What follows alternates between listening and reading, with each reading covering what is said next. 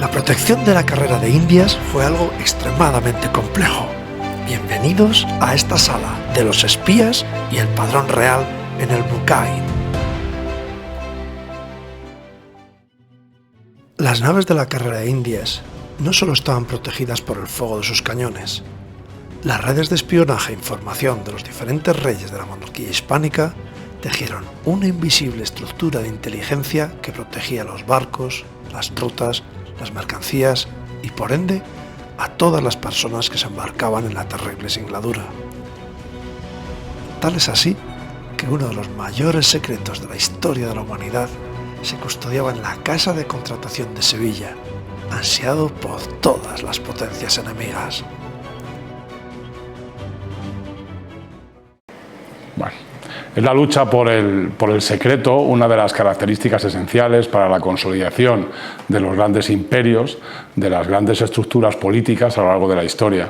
En el caso de la monarquía hispánica, en el caso de la defensa de los recursos básicos y esenciales y de los factores económicos que consolidaban aquel gran poder que se generó a finales del siglo XV y principios del siglo XVI, evidentemente esa defensa de esos factores económicos constituyó uno de los objetivos esenciales de aquel macrogobierno, de aquel macroestado constituido durante el paso de los reinados de los reyes católicos y de la reina Doña Juana a la aparición de la monarquía hispánica liderada por Carlos I y por Felipe II. Evidentemente, en lo que se refiere a la carrera de Indias, en lo que se refiere a la defensa de ese factor esencial, ese factor diferenciador que provocó el despegue de la monarquía hispánica con unos recursos económicos prácticamente ilimitados que le permitía competir con sus adversarios en lo económico. No olvidemos nunca que siempre estas batallas se desarrollan en un entorno económico, pues fue evidentemente el control de esos recursos y el tránsito de esos recursos desde el origen hasta la península ibérica, donde poder diversificar su uso.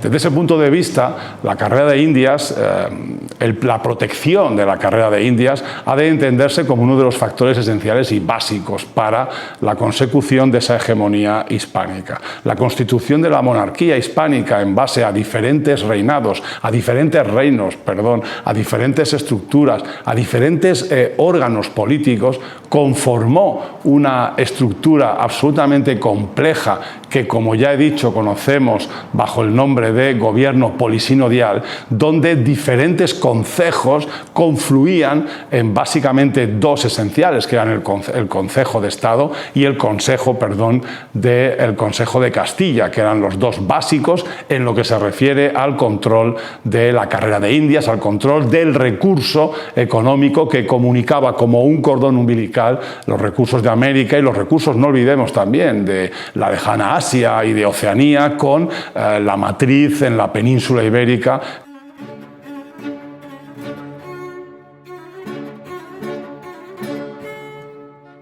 ¿Cómo proteger ese conocimiento?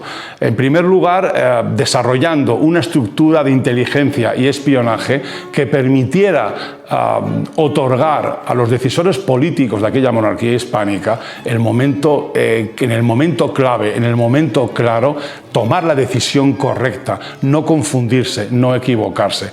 La manera de lograr esto a lo largo de la historia ha sido generando redes de inteligencia, estructuras de inteligencia donde en el campo, en el lugar donde se produce la información, se recoge esta y se traslada de forma rápida al lugar donde se decide, y por el proceso se va destilando, se va transformando esa información. En el caso de la monarquía hispánica, la división de los intereses del gobierno de aquella monarquía en diferentes consejos, el Consejo de Indias, obviamente, el Consejo de Castilla, el Consejo de Portugal, cuando Portugal se integra, los consejos de Italia, el Consejo de Castilla ya citado, ¿no? Y sobre todo el Consejo de Estado, en el cual se concentraba o confluía piramidalmente todo aquel conocimiento. Bueno, pues pues desarrollaban sus propias redes. Y esa información que iba moviéndose a través de espías, a veces profesionales, a veces contratados de forma específica, otras veces de forma temporal, se iba moviendo ese conocimiento de unos consejos a otros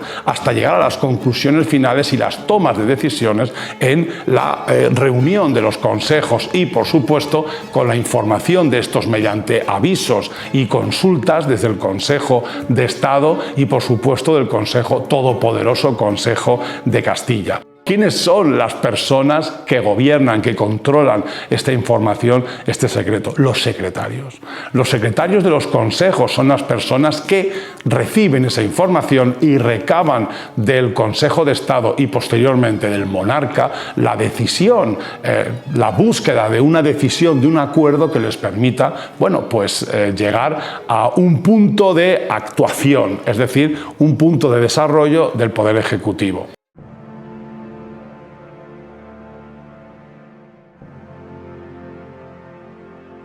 Carlos I creó una enorme red de información, pero sobre todo fue su hijo Felipe II quien creó una gigantesca red de espionaje e información expandida por todo el orbe.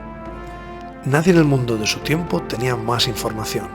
Su manejo a la hora de tomar decisiones le haría ser conocido como el Rey Prudente. Las secretarías que asesoraron a la monarquía hispánica trabajaban y competían entre ellas, siendo esto un problema en cuanto a la gestión de toda aquella información, pues salvo excepciones, no se centralizó todo lo que conocían en un solo administrador de la misma. Estas visibles excepciones fueron 3 cardenales: el cardenal Cisneros, el cardenal Granvela y el segoviano cardenal Espinosa. Sin embargo, el más conocido de todos los espías de la época fue Juan Velázquez de Velasco, espía mayor de la corte y superintendente general de las inteligencias secretas de Felipe III. Pero las redes de inteligencia no solo buscaban secretos y debilidades de los enemigos de la corona, también protegían los nuestros.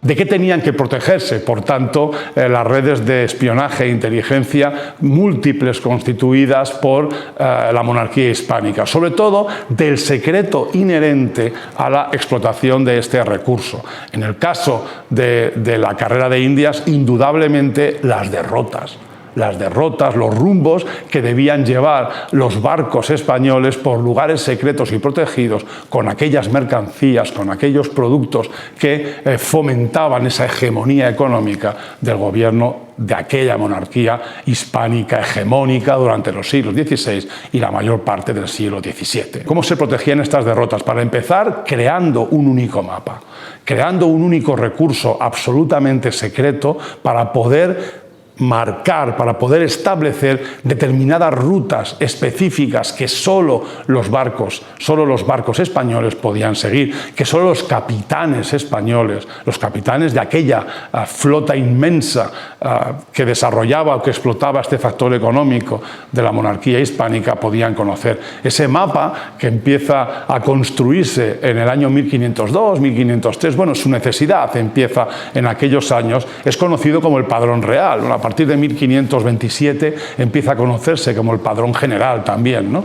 En el siglo XX, cuando se muevan los submarinos atómicos, tanto británicos como americanos como soviéticos, van a seguir unas rutas, unas derrotas que solo ellos conocen, y va a haber una lucha tremenda entre aquellos servicios de inteligencia de la Guerra Fría por localizar esas rutas y poder anticiparse al movimiento de sus enemigos en una situación hipotética de guerra. Bueno, pues esto ocurre en el siglo XVI y en el siglo XVII. Ocurre que los españoles han entendido que deben controlar todo ese recurso económico y destinan demasiados fondos, diría yo, incluso al desarrollo y el descubrimiento de estas rutas que les permita llegar a los recursos económicos que no se pueden generar en Europa en aquel momento. Bueno, pues evidentemente ese Padrón Real empieza a producirse a principios del siglo XVI, se produce de forma secreta, se trabaja en Sevilla, en el Alcázar de Sevilla, en el Real Alcázar de Sevilla. Allí decían que en una de las salas del Alcázar estaba colgada ese macromapa gigantesco y que, bueno, que los cartógrafos, que a mí no me gusta decir los cartógrafos, sino los profesionales que generan el padrón real, son los que empiezan a trabajar uno detrás de otro, ¿no? Dirigidos por el piloto general o el piloto mayor de Castilla, que el primero, curiosamente, no era castellano, sino que era florentino, que fue Amerigo Vespucci, ¿no? Luego le siguió su hijo, cuando él ya fallece, que fallece al principio del desarrollo de esta idea del padrón real, pero por el que van a pasar pues Caboto, van a pasar Llanes Pinzón, también pasará Juan de la Cosa, es decir, todos los grandes cartógrafos de aquel momento van a trabajar para el padrón real, desarrollando esta increíble iniciativa de generar un mapa donde estuvieran todos los recursos geográficos que permitían mover el factor económico y comercial mundial hacia la península ibérica. Uno de los últimos en trabajar en este padrón real fue Diego de Ribeiro, uno de los últimos en el momento del inicio, ¿no? Diego de Ribeiro, uno de los grandísimos cartógrafos portugueses, probablemente el cartógrafo portugués más famoso de la historia, ¿no? Que es conocido no por participar en el padrón real, sino por haber generado aquel famoso Mapamundi de 1527 que todo el mundo conoce, que hoy en día creemos que es una de las copias del padrón real que colgaba en Sevilla. Obviamente, desde el punto de vista de la inteligencia, de la protección del secreto, del espionaje, no era una decisión muy inteligente o políticamente interesante el que muchas personas participaran en la constitución del padrón real. No es muy inteligente porque ya he dicho que no existía una estructura de contrainteligencia que protegiera las fugas de información. De hecho, Diego Ribeiro hace un mapamundi copiando el padrón real que luego se va a compartir, se va a utilizar en demasiados sitios. Sí, es cierto que el mapamundi de Diego de Ribeiro solamente es una representación cartográfica de la Tierra, no de los rumbos, pero se pueden intuir algunos de ellos a través de la información en ese gran mapa, ¿no? Bueno, pues la idea esencial del resto de potencias económicas, diríamos hoy en día, de competidores de la monarquía hispánica, no es otro que hacerse con las rutas, hacerse con la información que aparecía dentro de aquel padrón real, captarla y poder utilizarla en beneficio propio.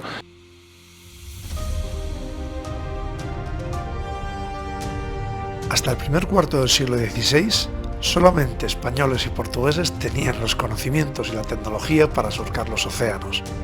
Pero después, y gracias en parte a los mapas robados por los corsarios, otras naciones, principalmente Inglaterra y Holanda, empiezan también a lanzarse los mares del orbe. Con ello, empiezan a proliferar las representaciones cartográficas del mundo como las muy conocidas de Gerardus Mercator o Abraham Ortelius.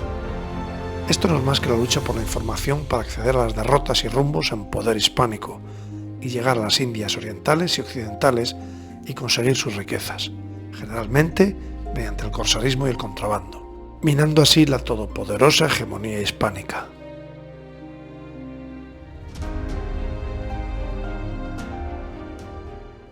Sea como fuere, son estos dos otros países, como Inglaterra y Holanda, que desarrollan unas estructuras de inteligencia muy importantes, sobre todo Inglaterra, los que van a ir penetrando ese padrón real, ese conocimiento secreto contra el que España no fue capaz de desarrollar una defensa propia, ¿no? El padrón real, que debió ser un secreto absoluto protegido en Sevilla, ya capitaliza toda esta gestión de lo americano o sobre todo del recurso y el factor estratégico que conformará este gran desconocido de la historia de España, que fue la carrera de Indias. Bueno, pues evidentemente es en Sevilla donde se capitaliza ese secreto y donde desafortunadamente algunos reyes de España optaron por la presunción o sobre todo optaron por el orgullo de lo conseguido para deslumbrar al mundo, y entregaron copias de este padrón real o padrón general, lo cual sería absolutamente incomprensible, ¿no? De hecho, en 1515, 1520 ya existe un padrao real en Portugal, evidentemente, que se llama Padrao de Indias también, ¿no? Que está evidentemente copiado, ¿no? Penetrado el padrón de Indias español. El propio Carlos I regaló 3 copias, ¿no? Una al cardenal Salviati, otra a Baltasar de Castiglione y una, la más famosa, que ustedes pueden, si quieren, visitar en la Biblioteca Vaticana, al Papa Clemente VII, que es el increíble y brutal mapa mundi que luce el Vaticano, que es una copia del padrón real que entregó al Papa pues a principios del siglo XVI, cuando tenía esa grandísima importancia estratégica. El caso es que nosotros no hemos conservado ninguna copia original del padrón real, pero sí sabemos que hubo una Junta de Burgos encargada de desarrollarlo y, por tanto, de proteger ese conocimiento. Ya en el siglo XVIII, Zenón de Somodevilla, marqués de la Ensenada, envía a Inglaterra en misión de espionaje a uno de los gigantes de nuestra historia, cuya azarosa vida superaría con creces la de cualquier protagonista de cualquier novela o de cualquier película. No es otro que el científico e ingeniero naval Jorge Juan, quien bajo el nombre de Mr. Josus consiguió infiltrarse nada más y nada menos que en la Royal Society para apropiarse de toda la información posible.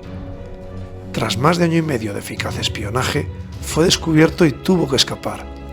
Consiguió llegar a Francia disfrazado de marinero, y de allí a España, donde su efectiva labor de contrainteligencia, junto a sus extraordinarios conocimientos, contribuyeron de forma decisiva al resurgimiento de la Real Armada de Carlos III.